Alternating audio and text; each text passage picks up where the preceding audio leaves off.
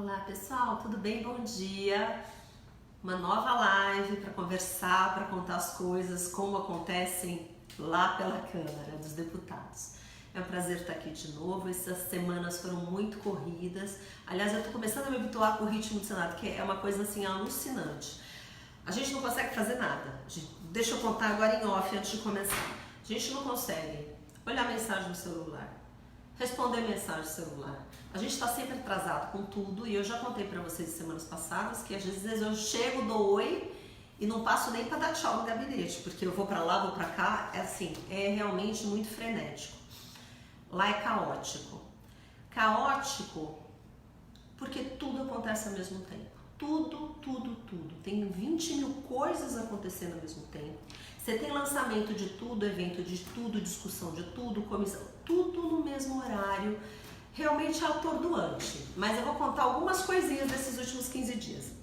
Na nossa última live eu contei para vocês que ia ter o lançamento da Frente Ética contra a Corrupção que eu presido. Então foi o lançamento no dia 19, gente, foi super bonito.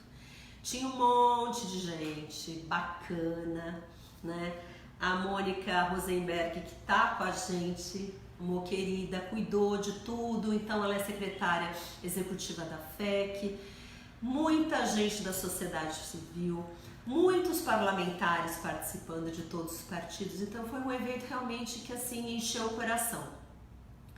Muita gente bem intencionada, muita gente querendo participar, inclusive vários filiados participaram, foram lá, foi uma alegria, realmente um dia de muita alegria na terça-feira, dia 19. A gente percebe que a gente não está sozinho nessa luta, a gente percebe que tem muita gente do bem, muita gente preocupada em dar um direcionamento, em ter mais ética, mais integridade na política.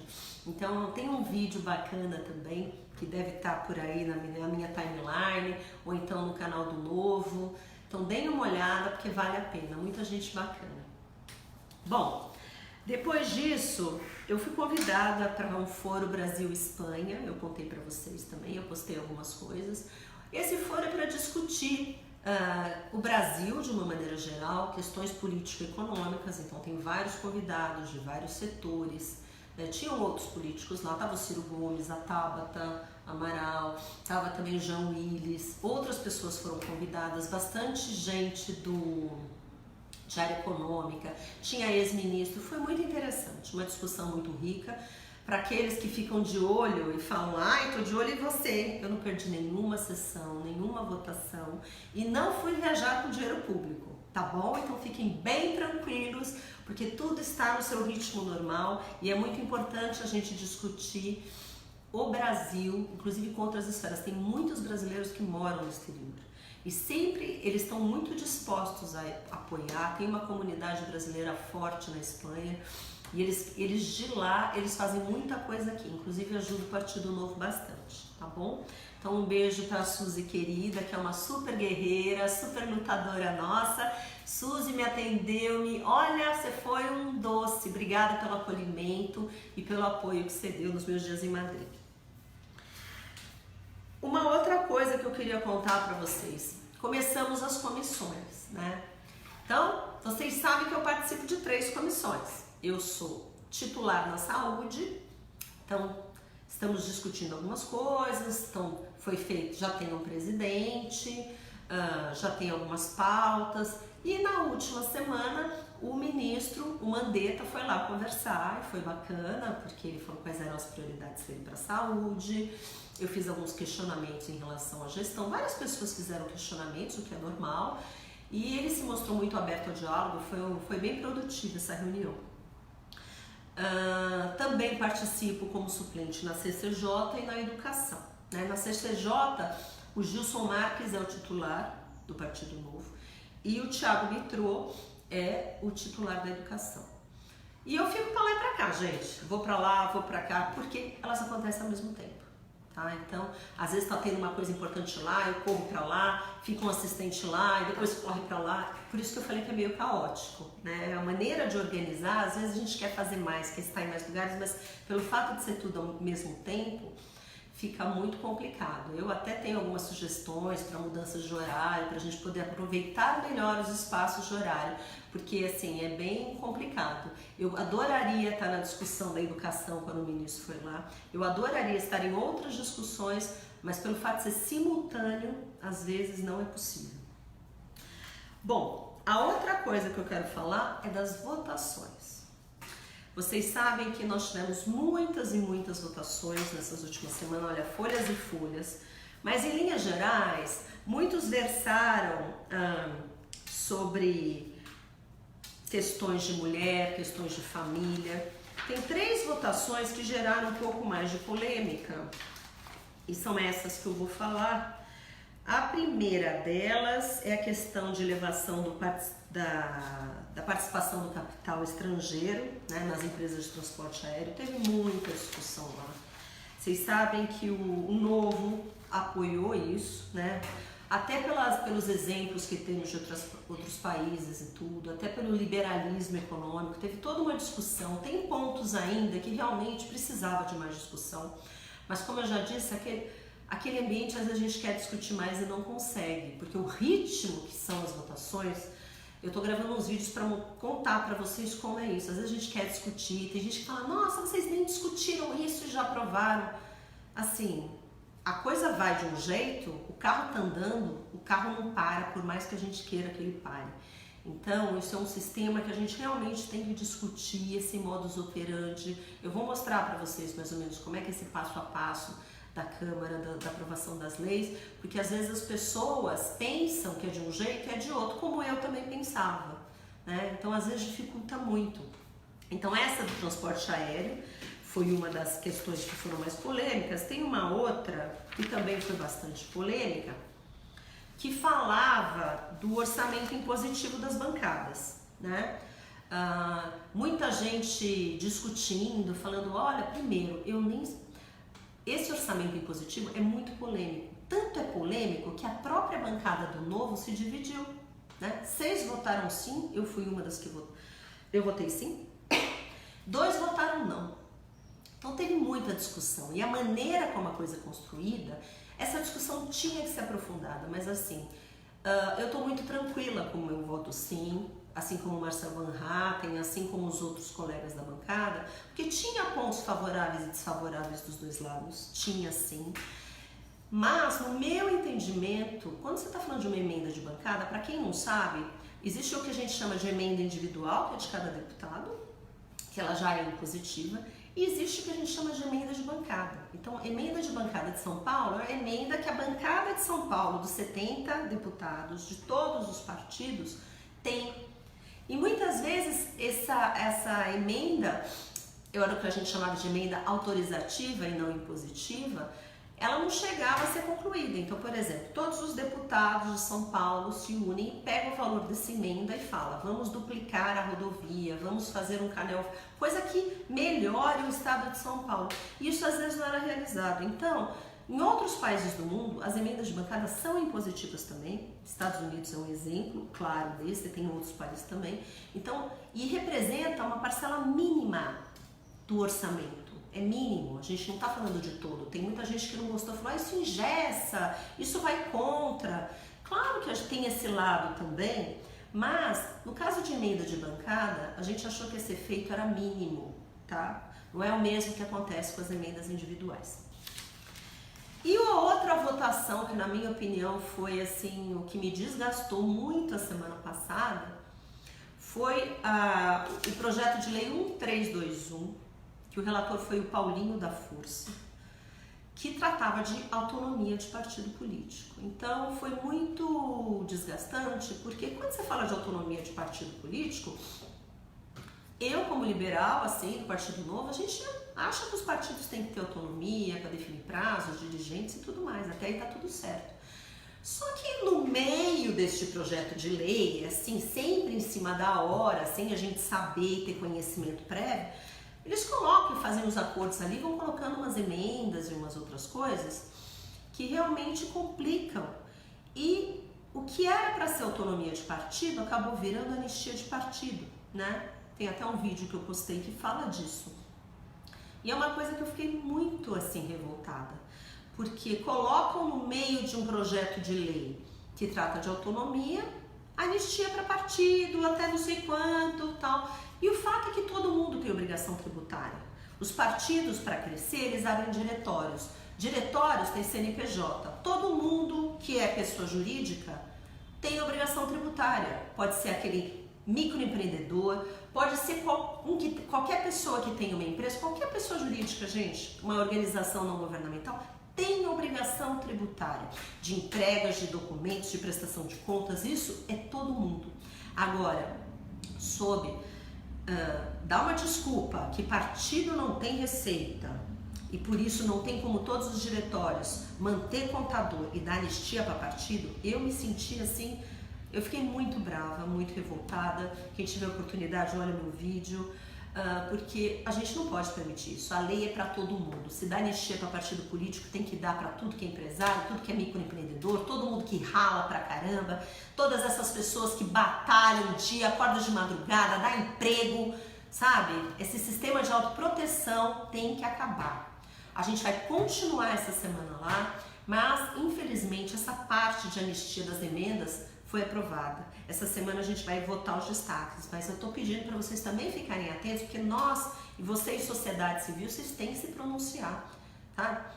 Eu até fiz um manifesto de voto contrário, porque não foi voto nominal, foi voto simbólico que falam. Então eles pegam as orientações dos líderes de partido e decretam que a matéria está aprovada e cada deputado não teve como se posicionar. Por isso que eu fiz questão de fazer uma manifestação de voto escrita, dizendo que eu era contra aquilo e a bancada do Novo fará o mesmo. Ai, pronto, tem pergunta aí? Deixa eu ver se tem perguntinha aqui. Tá vendo? Eu fiquei brava essa semana, gente. Eu não sei entrar com a senha aqui. Leia a pergunta pra mim, por favor. Olha, enquanto isso, deixa eu contar uma outra coisa pra vocês. Eu só sei, gente, que essa semana eu tô super animada porque vai ter reunião da Frente Ética amanhã. Pessoal da Frente Ética, a gente está organizando eventos, então tem muita coisa bacana para fazer, tem muita coisa nova para entrar e eu acho que a gente tem um bom prognóstico, mas a gente tem que estar atento a esses hábitos que não são tão bacanas, né? Deixa eu ver aqui as perguntas. Então, a Cristina, a Bira, oi gente, vocês sabem que assim, a gente vira político, a gente perde a vida, né? Já tinha me falado isso. Você tá achando que é fácil? Gente, a gente não vê mais amigo, não fala com amigo. Às vezes os amigos mandam mensagem, a gente nem responde mensagem. Então, eu peço desculpa para todos os queridos, assim, que sempre me apoiaram, sempre me ajudaram, que eu estou um pouco em off, tá bom? Zildete Leal diz que para fazer parte da política, a primeira coisa teria que abrir mão dos privilégios, assim como os deputados do Novo. Zildete, eu concordo com você, mas eu também quero chamar todos vocês para uma reflexão, né?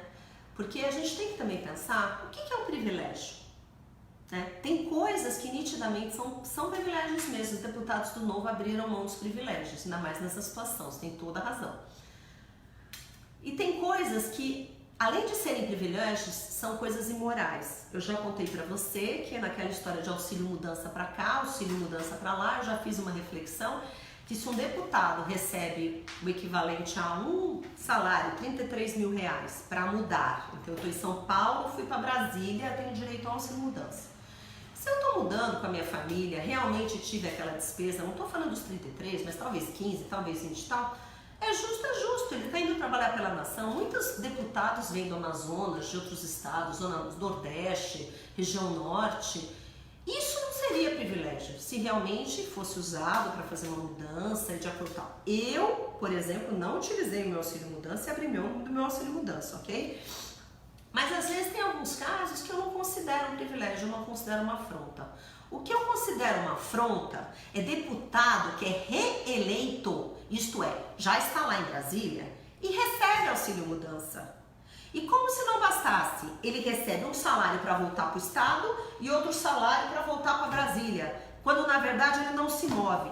Isso está na lei, então você não pode falar que é ilegal, mas eu acho imoral, eu acho um privilégio absurdo e eu vou fazer o possível Peraí que eu já perdi a conexão. E eu vou fazer o possível pra gente lutar contra isso, porque eu acho que isso é uma afronta à sociedade brasileira como um todo, ok? Bira, Said reclama que alguma coisa precisa ser feita contra a liberação desenfreada dos agrotóxicos. Bom, pois é, Bira, eu acho que tem uma discussão saudável, né? Porque realmente não pode liberação desenfreada, tem que ter uma ponderação entre essa parte ambientalista, de liberação desenfreada, que tem muito ambientalista reclamando, a sociedade está reclamando, como também para não parar a produção, né? Porque afinal de contas, agro é super importante para a economia do país. Então, precisa ser feita uma ponderação. E lá na Espanha foi muito bacana, porque tinha uma pessoa que era toda ligada com sustentabilidade, ecologia, fazendo como que eles faziam a cooperativa de alimentos dele, e do lado dele também tinha uma pessoa super do agronegócio falando. Então foi muito bacana ver os dois conversarem e realmente com todo respeito, tentando ver como que a gente consegue fazer uma coisa sem atrapalhar o outro, ou pelo menos como que a gente consegue ponderar, que são duas coisas muito importantes, né? Zilda reclama que são muitas comissões no governo e pouca efetividade no trabalho, com nada para educação e saúde até o momento. Zildete, o ritmo de trabalho da Câmara às vezes não é o que a gente quer. E a gente tem que entender também que as pessoas ali não têm os mesmos interesses. Então você juntar um monte de deputado que representa uma parte da população, todo mundo ali está representando alguém. Cada um quer uma coisa, fica muito difícil caminhar, não é? Então, às vezes, assim, tem comissões que andam mais, tem comissões que andam menos. E, infelizmente, também, alguns querem travar a pauta mesmo. Essa é outra coisa que eu fico muito brava. Porque o problema não é eu querer azul e o outro querer verde, tá? O problema é a pessoa não quer nada, só quer que ninguém ande, nem o azul nem verde. Isso é uma coisa que revolta, porque a gente tem obrigação, como representante do povo, de achar uma saída que seja melhor para o país, tá? Um quer por uma estrada, outro quer ir por outra, mas tem que achar uma convergência aí. Não está inteirado e quer saber o que foi dito referente ao transporte aéreo. Então, Alexandre, eu queria dar uma sugestão para você que eu acho que vai resolver o problema de todos vocês. A história do transporte aéreo de participação de capital estrangeiro, né, no transporte aéreo, tem um aplicativo que todos vocês podem baixar, que chama Infoleg. Baixem, Infoleg. Porque lá você consegue ter acesso a todos os parlamentares, tudo que está acontecendo no plenário em tempo real, todas as votações. Então, deixa eu pegar um número aqui, Alexandre, para te dar. Qual que é esse projeto? Que você faz a pesquisa, ó. Projeto de Lei 2724/2015, tá? 2724/2015. Procura lá, que daí você se intera, porque lá tem a proposta, o que aconteceu. Tudo bem? Pois é. Dizem que Lages está com o nome, parabeniza a deputada. Pois é, Rubinho e Andréa. Vocês sabem que o Gilson, que é representante de Santa Catarina, é um colega muito querido e vocês estão muito bem representados, apesar que assim, a gente não tem essa história de estado tal, todos ali, é uma coisa que eu conto com emoção, mesmo nas horas que a gente está com bola dividida, porque acontece, né? Você tem 8 deputados numa mesma bancada, a gente sempre, quando tem bola dividida, um acha uma coisa, outro acha outra, a gente para e fala, bom, não é o que você quer e não é o que você quer, o que é melhor para o Brasil, quais são os nossos valores e o que é melhor para o Brasil. E é muito bacana, né? Então, assim, eu penso em cada um lá dos deputados, todos têm essa mesma vibe, isso é muito bacana. E vocês sabem que o Novo também foi um dos cotados para relatar a Previdência, vocês devem ter acompanhado isso. Então, teve até uma especulação que podia ser fulano de tal, tudo da bancada do Novo, mas no final o PSL, que é o partido do governo, eles encontraram um relator do próprio partido, o Novo naturalmente se colocou à disposição, porque ele quer que essa reforma saia, então a gente se colocou à disposição para ajudar no que for preciso, porque a gente tem que ainda discutir muito essa reforma da Previdência, né? Porque tem muitas pessoas que estão muito incomodadas. A gente tem que debater, tem alguns pontos ali que precisa de muita reflexão, tá bom? Eu acho que as perguntas já acabaram, então eu quero agradecer a todos vocês. Lembrem-se que eu quero ser a voz de vocês lá. Eu vou continuar, daqui 15 dias eu faço uma outra live e vou contando as semanas. e continue me acompanhando, tá bom? Então, gente, boa semana, tudo de bom para todos nós e vamos torcer para que o nosso país volte a nos dar orgulho, tá bom? Tchau, tchau!